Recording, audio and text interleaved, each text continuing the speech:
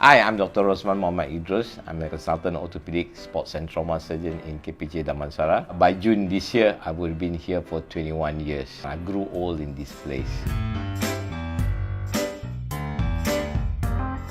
To start with, we see more ankle injuries nowadays than before, for the simple reason of introduction of futsal compared to field soccer. When somebody plays field soccer, when it's on the grass, the boots can actually sweep the grass up and the ankle does not twist to the ground. But in futsal, where you are playing on either astroturf or parquet floor, where the shoes is actually stuck to the ground and your body twists on it. So we get lots more knee and ankle injuries. Whenever there's an ankle injury, the first thing for you to figure out is whether the injury is just a little twist and you just shake it off, you can still continue to play, then it's most probably a sprain. Okay. If there is an injury and suddenly and there's a severe pain, you can't even bear weight on it, then it's something more severe. If there's an ankle injury and you're still able to play, but an hour later the ankle swells up, then it's probably a mini tear or a sprain. But if there's an injury, you see the ankle is deformed and out of position, it does not take a rocket scientist to figure out that the ligament is torn, the joint is dislocated or fractured. Knee injury is always a la carte. There's never two knee injuries is the same.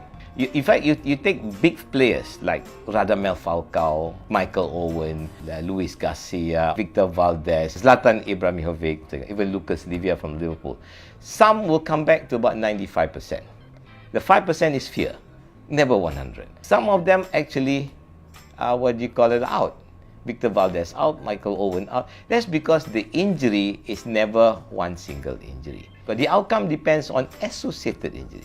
So there are times that when you have an MCL, an ACL, and a meniscus, we actually rest the knee, we ice the knee, tell the patient take some anti-inflammatory, put a knee brace, do some physiotherapy to keep the muscle strength up, and wait until the rest of the injury heals, then we reconstruct the ACL. But the ACL is not reconstructed. You can still function, but with limitations of what we call pivot, where the whole leg is on one knee and you twist the body, it will give way if you do not have an ACL, and that will never heal till the cows come home.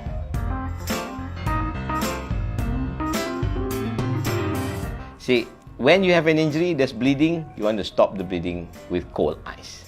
But at the same time, when somebody wants to heat things up, then you want something warm. That's why in British Premier League, if they play in winter where temperature is -3, they all get a warm rub before they go down for warm-up. And they warm up very long because they're going to get the muscles actually to warm up, and with hot oil if necessary. So hot is to open up the blood vessels to get circulation very quickly and early. Cold is when you want to cool down a swelling or an inflammation. So you can have both in one day. Give your muscles a warm rub, go play, get knocked, come back, a bag of ice. Okay, prevention of all injuries, knee, ankle, back, you name it, comes with proper warm-up before you play. That's the biggest problem we have. Come down to the field very late, 2 stretches, suddenly you are Cristiano Ronaldo. Or the other thing is actually fitness. If you are fit for the game, your muscles are all well developed, then any kind of injuries will be avoided because you are fit to do that. But if you do get an injury, the doctors who see the patient, the history of the injury is most important. How did he fall? Fitness and warm-up is the prevention treatment according to what the injury is, and subsequently physiotherapy and medication probably do the trick. So number one is actually fitness. Be fit. Okay, if you're fit, then if you're good game, then you need to warm up. There's no second choice as you go late and you think that 2 steps you're ready to play the game. You need to warm up every time. It's not you warm up last week, this week you should be good. Actually, when you have an injury, don't go on and play with the injury without getting it looked at, because sometimes the injury is just minor, but because you play, you aggravate it. So look for help when there's injury, diagnose, and if the doctors say it takes about 6 weeks to heal, please do listen. That's what we do every day. That's what we treat every day. So there's no shortcut to say that, can I play next week after an injury that should take about 6 weeks to heal. I always tell my patients, I am a doctor. I am not a magician. I cannot make you heal any faster than what nature can heal you. I support all teams that has Liverpool players in it. So obviously Senegal, Sadio Mane, Egypt, Mo Salah, my man, and Firmino, Brazil.